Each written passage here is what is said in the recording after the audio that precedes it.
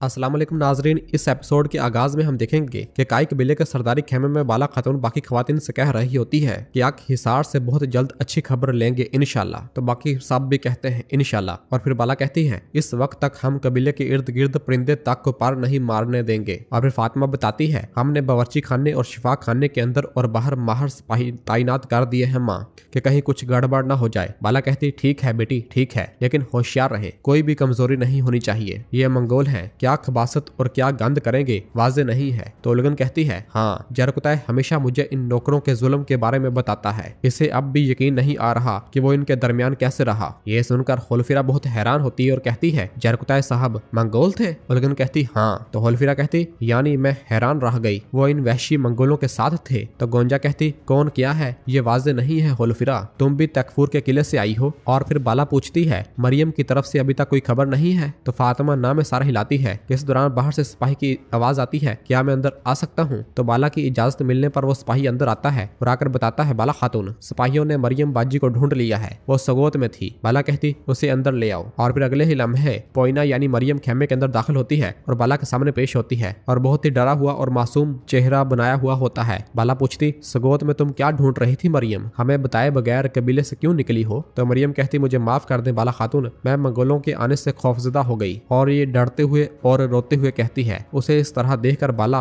मरियम के पास आती है और उसके आंसुओं को साफ करते हुए कहती रो नहीं मरियम बेटी, अब सब कुछ वाजे बताओ, यकीनन तुम बहुत खौफजदा हो गई हो। तो मरियम कहती है मैं अपनी दादी से मिलना चाहती थी बाला खातून, मेरा और है ही कौन, मैंने उनकी कब्र पर जाकर उन्हें गले लगाया। मैं अपनी दादी को बहुत याद कर रही हूँ, लेकिन वादा दोबारा बताए बगैर कहीं नहीं जाऊंगी। उसे इस तरह देख और सुनकर बाला कहती है इस बार मैं तुम्हारी उम्र और ना तजर्बाकारी की वजह से नजरअंदाज कर रही हूँ मरियम, लेकिन अब जब तुम डरो तो हमारे पास आना ठीक है? दादी की कब्र पे हाजिरी के लिए भी सिपाहियों के साथ जाओगी? तो मरियम कहती शुक्रिया बाला खातून, अल्लाह अब से राजी हो। और फिर कहती अल्लाह अपने किसी भी बंदे को किसी के बगैर न छोड़े। इस पर बाला खामोश हो जाती है और फिर फातिमा कहती है मरियम तुम बगैर किसी के नहीं हो। और फिर फातिमा बाला से कहती माँ अगर आपकी इजाजत हो मैं चाहती हूँ कि मरियम मेरी मावन बने। ये सुनते ही मरियम खुश होते हुए कहती वाकई मैं ये बहुत चाहती हूँ। इस पर बाला इजाजत दे देती है और कहती है मेरी इजाजत है, यकीनन बेटी अब से मरियम तुम्हारी मावन होगी, तुम्हारे करीब और पास रहेगी। इस पर फातिमा और मरियम बहुत खुश होते हैं। मरियम कहती मैं अपना फर्ज बखूबी निभाऊंगी बाला खातून।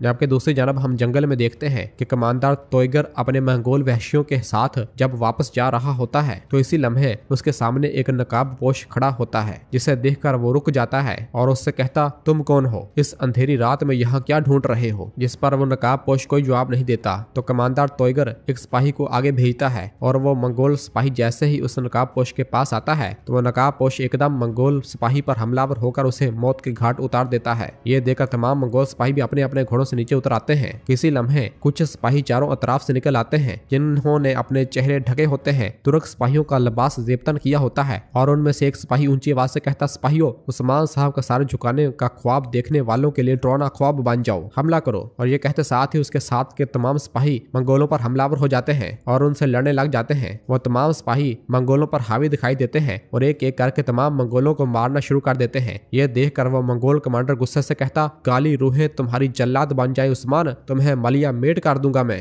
अपने तमाम मंगोल सिपाहियों को मरता हुआ देखकर वो मंगोल कमांडर गुस्से से कहता तुम्हारे रास्ते में खून की नदियां बहा दूंगा उस्मान, तुम मंगोलों की ताकत देखोगे। उसके तमाम सिपाही एक एक करके मर रहे होते हैं। ये सब देखकर वो मंगोल कमांडर अपने घोड़े पर पीछे की जानब भागना शुरू हो जाता है और फिर पीछे से उस नकाबपोश आदमी ने जैसे ही एक मंगोल सिपाही को दबोचा होता है और उसकी गर्दन पर अपना खंजर रखा होता है तो वो उससे कहता है तोयगर तुमसे इसका हिसाब लेगा, वो उस्मान से हिसाब लेगा। तो वो नकाबपोश उसका गला काट डालता है और जैसे ही अपना चेहरा अया करता है तो वो सोफिया होती है। सोफिया कहती मैंने तुम्हारा गंदा खून इसीलिए तो बहाया है। और फिर सोफिया कहती मेरी तलवार पे लगा मंगोल खून उस्मान के लिए लानत बनकर इसके लिए डरावना ख्वाब बन जाएगा, चलो। और सब वहां से रवाना हो जाते हैं और इस तरह सोफिया मंगोलों को उस्मान साहब से लड़वाने की कोशिश में कामयाब हो जाती है। दूसरी जानब फौजी करारगाह में जैसे ही उरहान खेमे के अंदर दाखिल होता है और कहता है हजूर बेगम खातून और इल्बाई आए हैं और उन्हें लेकर खेमे के अंदर आता है तो देखता देखता है कि वहाँ उस्मान साहब नहीं होते। बुरहान हजूर हजूर पुकारता है लेकिन कोई आवाज नहीं आती, ना ही उस्मान साहब मौजूद होते हैं। ये देखकर बुरहान परेशान हो जाता है और अय्याज को पुकारता है। अय्याज जैसे ही बाहर से आता है, बुरहान पूछता मेरे बाबा कहाँ है अय्याज? तो अय्याज कहता है मुहाफिजों की तब्दीली के बाद से कोई निकला और गया नहीं है हजूर। ये सुनकर बेगम कहती कुछ बुरा नहीं होगा इंशाल्लाह। और फिर बुरहान आइकुत को बुलाता है और उससे कहता है आइकुत उस्मान साहब कहाँ है? तो आइकुत कहता है मैं नहीं जानता शहजादे। तो बुरहान थोड़ा परेशान हो जाता है और फिर एलबाई पूछता वो जंग के दौरान अकेले कहाँ गए होंगे, जिसका बुरहान के पास भी कोई जवाब नहीं होता। नाज़रीन फिर इसके बाद हमें तुर्कमान का एक छोटा सा कबीला दिखाया जाता है जिसके एक खेमे में एक छोटा बच्चा बैठा खाना खा रहा होता है कि इसी लम्हे उसकी बूढ़ी माँ खेमे के अंदर दाखिल होती है और उस्मान साहब भी आम लोगों का लिबास पहने उसके पीछे खेमे के अंदर दाखिल होता है और उस्मान साहब ने लकड़ियां उठाई होती हैं। वो बुजुर्ग खातून उस्मान साहब का शुक्रिया अदा करती है और कहती है अल्लाह तुमसे राजी हो, सलामत रहो, मैंने तुम्हें परेशान किया। उस्मान साहब कहते कैसी परेशानी, क्या ऐसा मुमकिन है? और फिर उस्मान साहब लकड़ियां और एक थैला वहां पर रख देते हैं और उस बच्चे को देखते हैं और कहते हैं बेटा, और उसके पास बैठ जाते हैं और वो बुजुर्ग खातून भी वहां उसके पास बैठ जाती है। उस्मान साहब उस बेटे से कहते बेटे ये शोरबा अच्छा है? तो वो कहता जी हाँ अच्छा है। उस्मान साहब उससे प्यार करते हैं। ये सब देखकर वो बूढ़ी खातून कहती सलामत रहो बेटे, कदमों में कोई पत्थर ना आए। उस्मान साहब कहते आपके हाथ भी कोई दर्द ना देखे माँ, हाथ कोई दर्द ना देखें। और फिर वो बूढ़ी पूछती बताओ जरा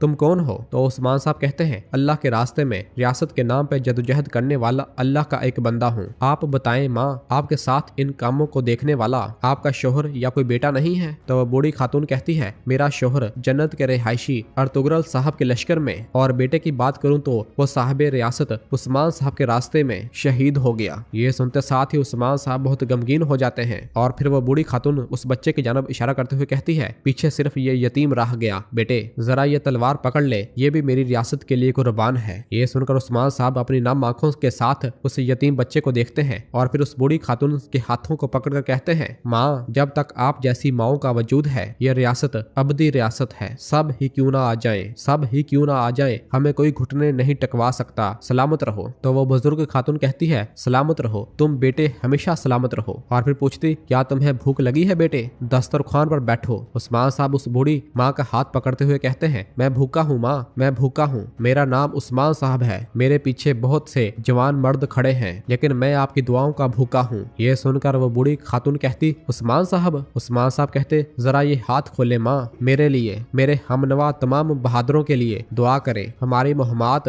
आप जैसी माओं की दुआओं की बदौलत फतह से हमकिनार होगी। और वो बूढ़ी खातून दुआ करती हैं और उस्मान साहब उस यतीम बच्चे के साथ प्यार करते हैं। नाजरीन फिर इसके बाद हम अक हिसार किले की शमाली दीवारों की जानब देखते हैं जहाँ बुरहान और जरकुताए बारूद से भरे बैग लेकर उस जानब जा रहे होते हैं जहाँ से पानी दीवार के नीचे से गुजर रहा होता है और वो छुपते छुपाते आगे बढ़ते हैं। और जैसे ही उन्हें दीवार पर शम्मा जलाए किसी सिपाही के आने की आवाज सुनती है तो वो एकदम रुक जाते हैं और बुरहान जरकुताए को रोक लेता है और कहता रुको, कोई आ रहा है। और फिर जरकुताए को थोड़ा परेशान देखकर उससे कहता है बुरहान भाई क्या बात है, जब हम अपने फर्ज पर हैं तो तुम्हारे जहन में क्या है जरकुताए? तो जरकुताए कहता है मैंने अपने माजी को याद किया, मंगोल जरकुताए को, जिसे मैंने दफन कर दिया था। लेकिन तो बुरहान कहता लेकिन तुम्हारा माजी तुम्हारा पीछा नहीं छोड़ रहा भाई, भाई हमने सोचा कि तुम्हारा कोई नहीं है, तुमने इतने अरसे तक क्यों छुपाया कि तुम्हारा कोई भाई भी है? तो जरकुताए कहता है यकीनन मैं किसी दिन बता देता, लेकिन क्या फर्क पड़ता, वो मुझे अपना दुश्मन समझता है। और फिर बुरहान कहता है भाई अपनी जान आजमाइश में न डालो, यकीनन वक्त आने पे वो तुम्हें समझ जाएगा। तो जरकुताए कहता हम देखेंगे, लेकिन वाहद मसला ये नहीं है भाई, मुश्किल दिन हमारा इंतजार कर रहे हैं बुरहान। मंगोल वो आदमी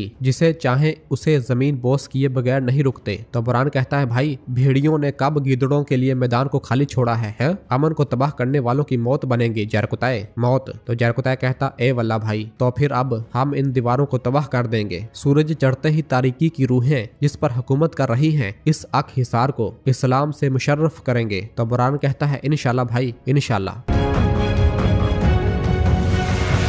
और नाजरीन इसी जगह पर एपिसोड भी खत्म करते हैं, मिलते हैं बहुत जल्द अगली एपिसोड के साथ। वीडियो को लाइक कर दे और जिन दोस्तों ने अभी तक चैनल सब्सक्राइब नहीं किया वो जल्दी से चैनल सब्सक्राइब कर दे और बेल आइकन यानी घंटी वाले निशान को भी प्रेस कर दे ताकि आने वाले एपिसोड्स आपको आसानी मिल सके। दुआओं में याद रखें। अल्लाह हाफिज।